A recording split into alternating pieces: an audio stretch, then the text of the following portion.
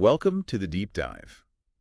Today we're going beyond like that typical advice you always hear, right? Buy low, sell high. Right. We're going beyond that, and we're going to be exploring like the psychology behind investment losses. Okay.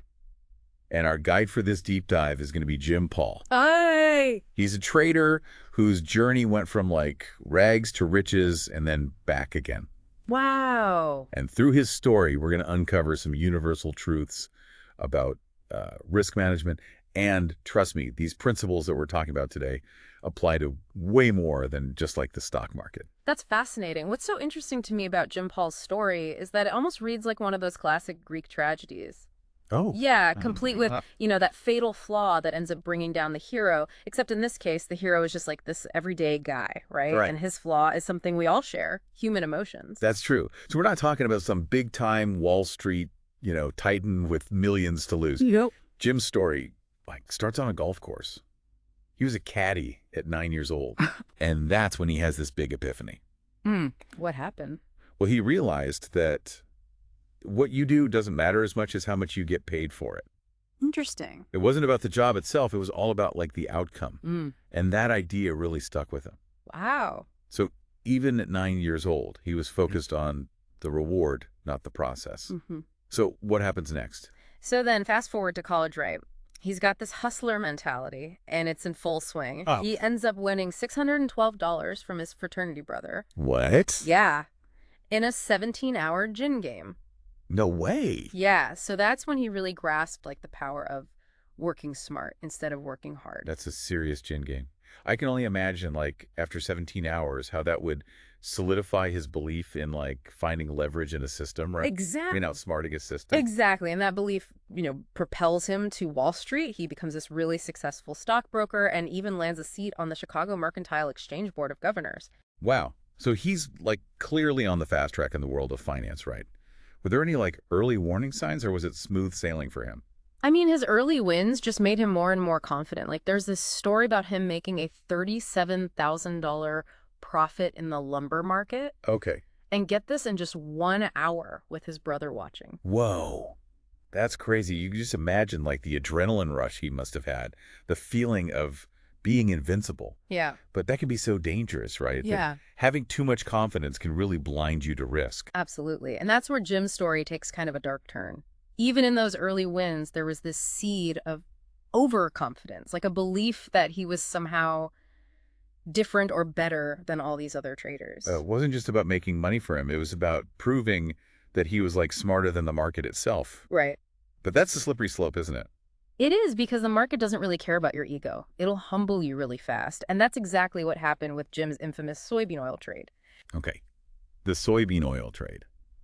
This is where things get really interesting. Like, walk me through it. What happened? So Jim ends up building this massive position in soybean oil spreads. Okay. Convinced it's going to be a sure win, he's so confident that he even goes on a road trip while this trade is playing out. Wow. And get this, when rain starts threatening the soybean crop, he's actually happy about it. Why? Because he thinks it's going to benefit his position. So he's like doubling down on this conviction of his. Like he can't even fathom the thought of being wrong at this point. Yeah, exactly. He's interpreting every little bit of information through this lens of his pre-existing belief. It's classic confirmation bias. Oh yeah, for sure. And at first it looks like he's right. He ends up making a huge profit, like $248,000 in a single day. Oh my gosh. That's an insane win. Yeah. I can only imagine the rush he must have felt. Right. But that kind of euphoria can be blinding too, right? Totally. It can make you feel invincible even when things are turning against you. Absolutely. And that's exactly what happened. The market starts to shift. But instead of admitting that it's changing, Jim just rationalizes it. Like every bit of news, he twists it to fit his narrative that the market's going up. Interesting. He even brags about taking out Richard Dennis, who was a legendary trader. Oh, so his ego is totally tied into this trade. Yeah. It's not even about the money anymore. It's about proving that he's right and that he's the best. Right. And this is where we can really see that classic sunk cost fallacy in action. He's losing money. But instead of cutting his losses, he just keeps adding to the position, hoping he's going to make it all back. It's like that saying, throwing good money after bad. Exactly. Like you keep thinking, if I just try a little harder or put in a little bit more money, I can get back to even. Yeah. But that almost never works, does it? It really doesn't. Yeah. And for Jim, it was a disaster. His losses kept getting bigger, the pressure kept building, and he just spiraled into despair. He even thought about suicide. Oh my goodness, that's Yeah. awful. That just goes to show like the devastating emotional toll that these financial losses can have on a person. It's like a reminder that we're not just dealing with numbers here. We're Yeah. dealing with real human lives. Absolutely. And Jim's experience is like a stark example of how emotions can completely take over our rational thinking and lead us down this path of denial and desperation and ultimately ruin. So how do we protect ourselves from falling into those emotional traps? Like, what can we learn from Jim's mistakes? I think the first step is to understand the different types of risk that are involved in any kind of speculative endeavor. Okay. So there's inherent risk, which is like the unavoidable uncertainty that exists in any system. Okay. And then there's created risk, which is the risk that we choose to take on, often because, we want to make money or we need to be right. So in Jim's case, the inherent risk would have been just how volatile the soybean oil market is. Yeah.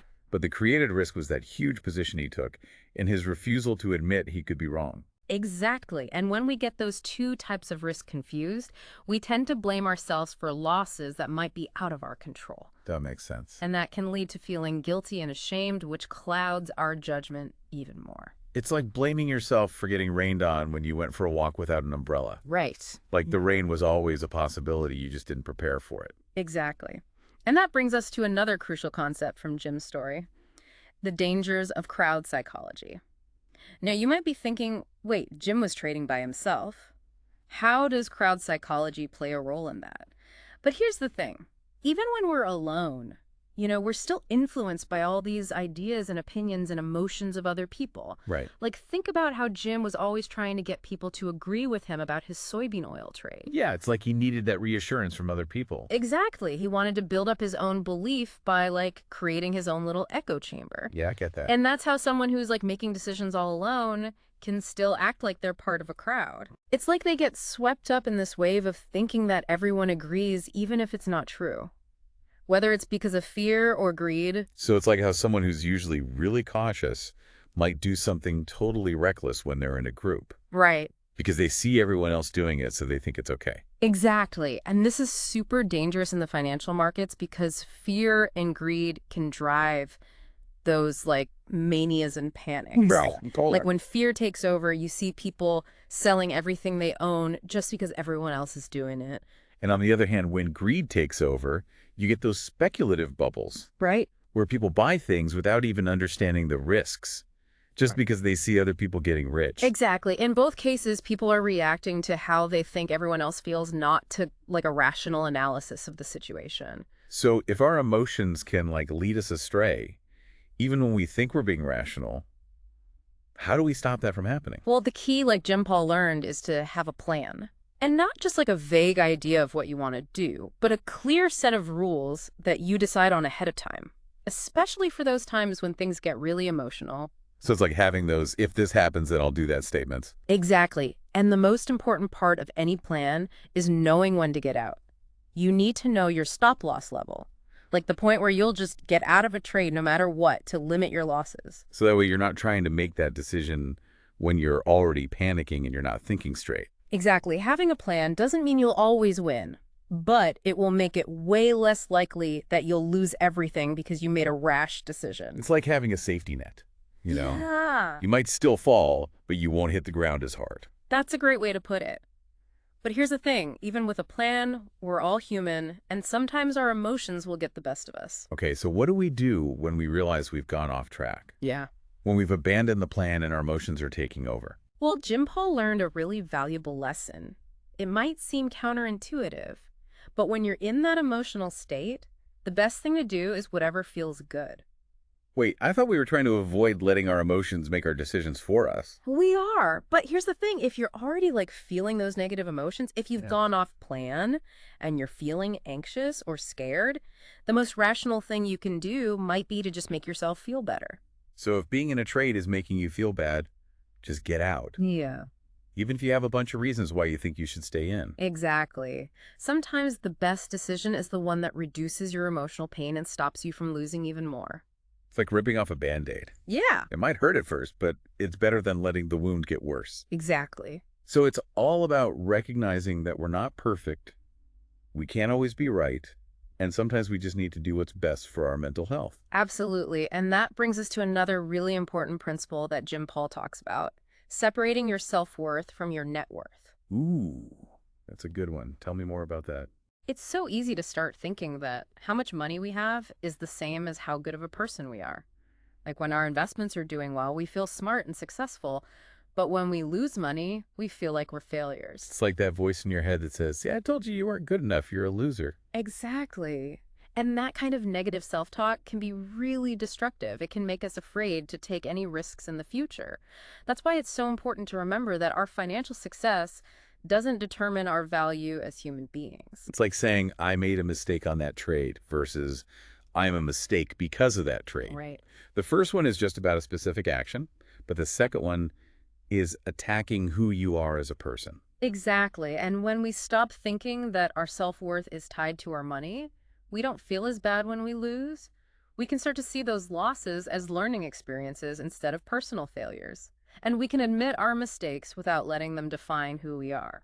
I think changing that perspective is so important for having a good relationship with money and risk. It is. It helps us be more objective and make rational decisions even when things are really stressful. Absolutely. It's about realizing that we can be successful in the markets and still be imperfect human beings. Yeah. We can learn from our mistakes and keep growing as investors and as people without letting our losses define us. Jim Paul's story also shows how important it is to have mentors, Yeah. like people who have been there and done that in the market and can help you learn from their experience. He says that a lot of his success later on was because of the advice he got from these experienced traders. That's so true. It shows how powerful mentorship can be Yeah. and how important it is to be around people who can give you new perspectives and insights. It's about admitting that we don't know everything and being open to learning from other people's successes and failures. Wow, what a journey this has been. Jim Paul's story really shows us that investing isn't just about numbers and charts. It's about understanding ourselves and our emotions and how to make smart decisions even when the pressure is on. It's really a story about the psychology of risk, and the things we've talked about today apply to every part of life, not just the financial markets. I couldn't agree more. So as you continue on your own journey, whether it's in the markets or in any other area of your life, remember to have a plan, manage your emotions, and never stop learning.